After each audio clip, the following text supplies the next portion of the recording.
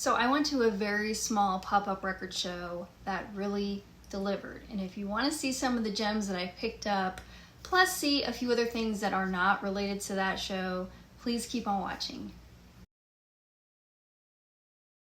Hey guys and gals, it's Hannah the Omaha Introvert back with a new video. If you are new here, I want to extend a very warm welcome to you. If you are a music geek like me, you are in the right place. So it's been over 2 weeks since we attended a very small local pop-up record show. It was only 2 or 3 vendors, but I sure am glad that I went. Thanks to Peter, who I bought all of these awesome records from for a very fair price, and we're just gonna jump right into it. So this was a no-brainer for me. I love Low and I love the Dirty Three. I'm sure most of you have heard of Low already, but some of you may not be familiar with the Dirty Three. They are from Australia. They've been around since the 90s. They're more of an instrumental group. I think the term post-rock has been associated with them. They pretty much stick with the guitar, drums, and violin formula, but the violin is really a standout. Very moving band. This is a collaboration EP they did together, and it was released back in 2004, but I think it was originally recorded in 2000. So here's the track listing on the back. They do an amazing cover of Neil Young's Down by the River. As a whole, I was a little underwhelmed by this though. It's good, but it didn't wow me. It definitely makes sense that these two bands would collaborate together, but honestly, I think they shine the most on their own separate albums. I'm still glad that I own it because I usually pick up anything I see by these two bands, but for me, this isn't exactly an essential listen, and I know a lot of people may feel differently about this, and that's fine. That's just my opinion. You know, once I listen to it maybe a few more times, maybe it'll grow on me. Here's another band that I usually pick up anything that I see, and that's Felt. And admittedly, I prefer the earlier era with Maurice DeBank, but this is their later era, and I think this one was released in 1988. Sorry, I'm having a little issue with getting it out here. So this is a radio station copy, obviously, but it's an original on Creation Records. I think this is the only original I have by them. No, I take that back. I have an original of Ignite the Seven Cannons as well. And then the rest of the vinyl I own are some of the more recent reissues, which are very well done, and I actually recommend those. But if I do see originals, I pick them up. So this one was kind of a blind buy for me. Again, I'm not new to Felt, but I was with this album. I just took a chance and meh. The first side is really, really good, but it kind of gets weird with side 2 because it's just like instrumental and even jazzy. I need to spin this more, but perhaps I wasn't in the mood for it for side 2 at the time. But Bitter End and Ivory Past, those are really good. So the jury's still out on this one. Like, it's definitely not going to be in my top 3 Felt records, I will say that, but it's nice to own any Felt. This one I posted on Instagram, if you follow me on there, and this is the only ones with Baby's Got a Gun, and this is their 3rd album. This is the 2nd release on vinyl that I own by them. I have a 2 CD collection of their first 3 albums. I never see the only ones in the wild, like never. Not around here, not in my travels, so this was exciting. I also have a comp of theirs, Special View I think it's called. But a few viewers have mentioned to me that they actually opened for The Who in 1980 or so. So, I mean, you should be intrigued then if you haven't heard them. But this is just a great, straightforward, underrated rock record. I do prefer their first 2 records over this one, I think. But this one is still a very strong LP. I love the song Fools. Oh my god, it's beautiful. Very unique choice for a duet with Pauline Murray from Penetration, the British punk band. They were a great band. I've got, I think, 2 of their records, but Pauline is definitely one of my favorite female singers. But that's kind of a more subdued country-ish cover. But I've always loved Peter Parrott's languid vocal style. The Big Sleep is another standout track on this one, so that was pretty cool to find for $12. And it's on Epic, a US press. This one had been on my Discogs want list for months and months. So this is Colin Newman's A to Z. This came out in 1980. If you don't recognize Colin Newman's name, he's the guitarist, vocalist of the band Wire. This album was written during the 154 album sessions, I believe, and I love that album so much. But apparently this was supposed to be Wire's 4th record. The track alone, that is a dark and haunting track, and actually it was used in the Silence of the Lambs movie, so very fitting with that. I love Life on Deck and B as well. This is an extremely interesting and offbeat and bizarre listen, just what I like. So if you're already into Wire and post-punk, I suggest you check out Colin Newman's solo record A to Z. And this is on Beggar's Banquet. Again, one I've never come across, and that was 10 bucks. Here's another rad find. I'm telling you, this table was like totally curated to my music taste. It was kind of freaky. So if you've been here on my channel for a few years, you already know that I'm a huge fan of the DBs. They are top tier for me when it comes to power pop, and this is pre-DBs. This is very lo-fi stuff. The melodies on this aren't as immediate and catchy. What's neat is that Mitch Easter joins in on production for this record, and that also gives it cool points, right? So I remember seeing this at a shop in Portland, Oregon, like 3 years ago, and it was like over $50 or so. And I remember that because I had been eyeing it because of the DB's connection. But this was $20, and this is fairly rare. What a grab. I'm so happy to have it. Another thing I wanted to mention, they do a phenomenal cover of Let's Live for Today by the Grassroots. It's not on this release, but go ahead and check that out if you dig that song.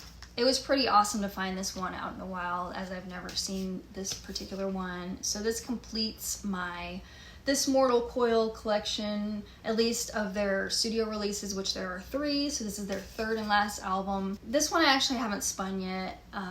It's a 2 LP. I need to devote the proper time to it, and I have to be in the mood to listen to This Mortal Coil, so it just hasn't happened yet. But I already was familiar with the song, or the cover, You and Your Sister by Kim Deal and Tanya Donnelly, so I love that. And oh, I also heard Mr. Somewhere, because I really like Carolyn from Shelly Ann Orphan, and I think she might sing on another song too. Let me know what you guys think of this one. I just haven't been able to play it in its full splendor yet, but really happy I found that, and that was $20. So 2 LP. Of course, that's on 4AD. And these are all original or early presses, by the way, if I had not mentioned that. Okay, we got Blue Sunshine by The Glove, and this was another on my want list. Hey, it's another album from 1983 that's darn good, and if you missed my little YouTube shorts I did a few days ago sharing my top 10 1983 albums, go ahead and check that out. This one would probably be in my top 20. But this is the project from Robert Smith of The Cure and Steve Severin of Susie and the Banshees. So yeah, this is pretty awesome. And I'm not fully on board with, what's her name? It's like Jeanette, is it Landry? With her vocals, like they're fine, but should have been Susie. Should have been Susie, but I digress. I really dig the touches of psychedelia on this record, Like an Animal, Punish Me with Kisses, and Relax. I really like those 3 songs especially. This album is really dark and trippy. If you're a fan of The Cure and Susie and the Banshees with, you know, Psych, then you're most likely gonna connect with this project. Okay, for me, the high grail of the show, this is a Go-Betweens record that was very elusive for me on vinyl. To be honest, their records aren't easy to find anyway, and the rest of my Go-Betweens on vinyl I've had to track down online and pay some steep prices for. So this is their 3rd studio album, Spring Hill Fair, and this is a German pressing. While it's not my favorite record by them, it's notable and fantastic in their catalog. I don't know how you describe it. They're kind of in their own category, but definitely on the more indie pop side of the 80s, like Jangly. They have some post-punk roots. There is true emotion in their music. There's so many good songs on this record. Bachelor Kisses, 5 Words, Slow Slow Music, Draining the Pool for You. wonderful. So the McClellan-Forster songwriting team was epic in my opinion. Such a strong musical duo team. And I got a killer price on this. Seriously, this was an amazing price. So yeah. Thank you, Peter. You had an amazing selection at that show, and I reaped the benefits for sure. I'm hoping to check out what other stuff he has for sale, maybe this fall. So we'll see if I get any more from him. But those are my finds from the small pop-up show. What did you think? I don't go to all of the pop-up shows because my wallet doesn't like that, but it's fun to see what's out there, and I was definitely surprised with this one, because sometimes I don't walk out with much. Next, I want to say a special thank you to Rory Sullivan Burke. He sent me this unbelievable book. So this is the authorized biography of John McGeoch, The Light Pours Out of Me. Yeah, sent straight from the author himself. Oh my god. So John McGeoch is definitely one of my favorite guitarists ever. And this is a book that had been on my Amazon wishlist probably for the past year. And I haven't dug into this one yet because I just got it. But like I said, John McGeoch is a legend. Like, I'm so excited to read this. And yeah, just the fact that Rory sent this to me, thank you so very much. Oh, if you don't know John McGeoch, so huge post-punk artist. He's played with Magazine, Susie and the Banshees, The Armory Show, and Public Image Limited.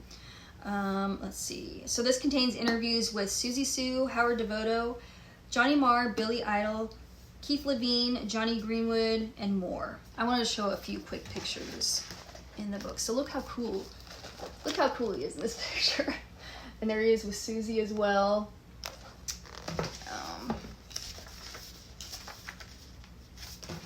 This is from 1988. I especially love his work in Susie and the Banshees and Magazine myself, but such a talent. As you can see, I'm displaying a Magazine record behind me. And by the way, on the record wall, like, some of those are random and some kind of coincide with this video. So I don't know if you noticed that. I'm gonna also give a shout out and thank you to Daniel, who sent me these records in the mail a few weeks ago now. So this is VCLT, super generous. I haven't digested all of these yet. I will leave his Instagram handle down below if you want to check him out. He's really into some great obscure music, post-punk, synth stuff. Yeah, goth, check him out. So he sent me Snake Drill by Wire, and I've really been enjoying adding more to my Wire collection. Where's the other one? Here's a live album. This is Document and Eyewitness, Electric Ballroom. So this one is a 2 LP. And again, since I've been kind of preoccupied lately, I haven't totally absorbed all these. Exmal Deutschland. So this is one of my favorite post-punk groups, and they're a German group. So 80s goth, post-punk. So this is a single. It's their Matador single. So there's the back cover with the other tracks. Definitely a favorite post-punk group. This one is super exciting. Comsat Angels, as you can see, I have their first album displayed behind me. So this is their, I think it's their 4th studio album. This is Land. And again, this is one I've never been able to find in the wild. So he was generous to send me this copy. I'm so grateful. And then lastly, he sent me this reissue of Christian Death's Ashes. I'm trying to think if I even had this on CD. I'm not sure if I have this one on CD, so it's just pretty excellent to own it on vinyl.